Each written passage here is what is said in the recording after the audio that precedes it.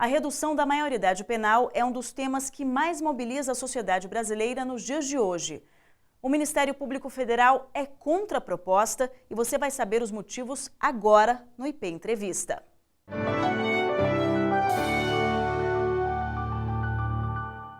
Quem explica para a gente as consequências e prejuízos da redução da maioridade penal é o Procurador Regional dos Direitos do Cidadão em São Paulo, Pedro Antônio de Oliveira Machado. Procurador, por que o Ministério Público Federal é contra a PEC que reduz a maioridade penal? Primeiro porque isso é um retrocesso do ponto de vista de direitos humanos, né? Sempre que você necessita do direito penal para resolver um problema é porque o Estado falhou antes, né? Isso seja para qualquer idade que for. E tratando de jovens e adolescentes que estão em estágio de formação, o que na verdade o Estado precisa proporcionar a eles são políticas sociais que permitam que eles tenham uma formação adequada, que tenham uma educação adequada, que tenham serviços públicos adequados, que as políticas públicas estabelecidas na Constituição possam ser cumpridas, né? Esses poucos casos de envolvimento de jovens com a criminalidade, casos graves, que são os que mais chamam a atenção da população, decorre justamente em razão desse abandono. A redução da maioridade penal, ela pode agravar a superlotação carcerária? Olha, não sou eu que digo, é o ministro da Justiça que disse que nós não temos prisões, nós temos masmorras no Brasil, né? E nos preocupa muito ao Ministério Público que haja uma adesão maciça da sociedade para que nós coloquemos os nossos jovens nesse tipo de ambiente, né? O que isso pode trazer de benéfico para a população?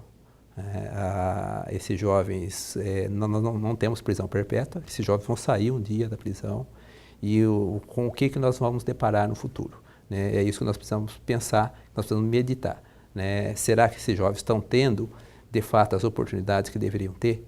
Né? Será que eles estão tendo essa prioridade absoluta que a Constituição determina? Atualmente são aplicadas medidas socioeducativas a esses jovens infratores, esses menores. E essas medidas, como elas funcionam? Elas são eficazes, na sua opinião? Veja, essas medidas, elas têm a mesma falha que existe, na verdade, como eu falei, antes do fato delituoso, do fato infracional acontecer. Essas medidas socioeducativas padecem, né, da mesma dificuldade que já existe nas demais políticas públicas que deveriam existir antes, notadamente a política de educação, né? O Brasil ainda, de acordo com o censo de 2010, tinha mais de 3 milhões de jovens entre 4 e 17 anos fora da escola, né?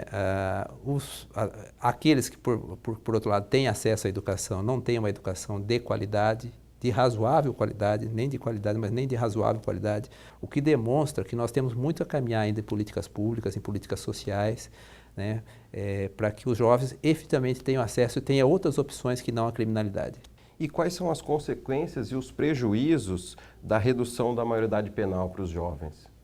É justamente essa, quer dizer, nós deixamos de enxergar o problema maior e mais profundo, que é a falta de atenção com os jovens, e passamos a tratá-los como objeto de crime, objeto de direito penal. Assusta muito ao Ministério Público essa adesão, essa visão da sociedade de desistência, né, do jovem. Porque você quer saber o grau de evolução e o grau de maturidade de uma nação, você vê como ela trata os seus jovens. Então, na avaliação do Ministério Público Federal, a redução da maioridade penal, ela não resolve o problema da criminalidade no Brasil. Não resolve mesmo porque a criminalidade está se colocando o problema da criminalidade, né, ou se tributando uma grande parte do problema da criminalidade aos jovens infratores. Quando, na verdade, de acordo com estatísticas, inclusive da Unicef, do próprio Secretaria de Direitos Humanos da Presidência da República, os jovens, os homicídios praticados por adolescentes foi 1% dos homicídios, né, no ano entre 2000 e 2010. Os jovens, ao contrário, eles são mais vítimas de homicídio, percentualmente falando na população. Em torno de mais de 36% dos homicídios, tomando como base de 2000 a 2012, foram vítimas adolescentes, enquanto no restante da população esse percentual é 4,8%. E quais são as alternativas, procurador, para reduzir a sensação de insegurança da população em geral, né? Uma vez que parece que é esse o principal argumento das pessoas que defendem a redução da maioridade penal. A questão da segurança, aí dissociando, né, da questão do jovem, né, em razão do que nós já ponderamos, é uma questão muito grave.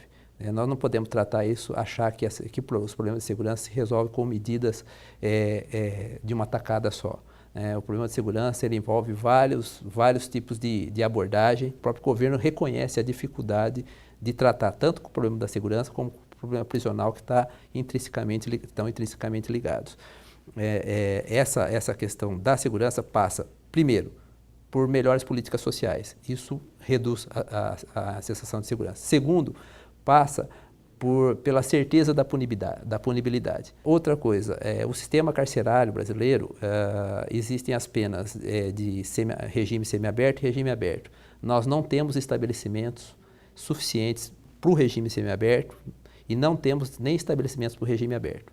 Então, o que ocorre muitas vezes é que quando o preso, ele, pela progressão da pena, ele passa para um desses regimes, ele acaba sendo liberado porque nós não temos estabelecimentos para ele cumprir a pena nesses regimes. Então, existe uma série de medidas que precisam ser adotadas realmente para melhorar a questão da segurança, mesmo porque nós também que defendemos a questão dos direitos humanos, não podemos deixar de não prestar nossa solidariedade com as vítimas desses crimes violentos, né? A população precisa ter um respaldo do Estado com relação a um maior nível de segurança, mas seguramente não é colocando jovens e adolescentes atrás das grades que nós vamos chegar nesse resultado.